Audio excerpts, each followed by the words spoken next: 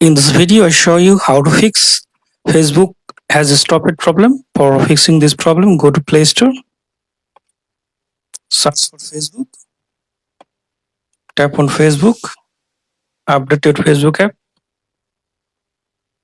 Now go to settings,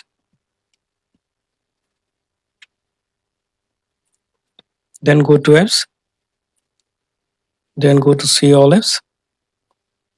Now search Facebook, tap on Facebook,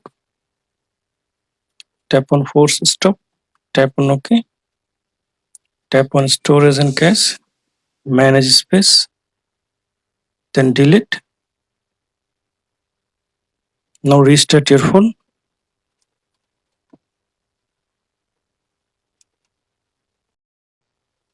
After restart your phone, now open Facebook app.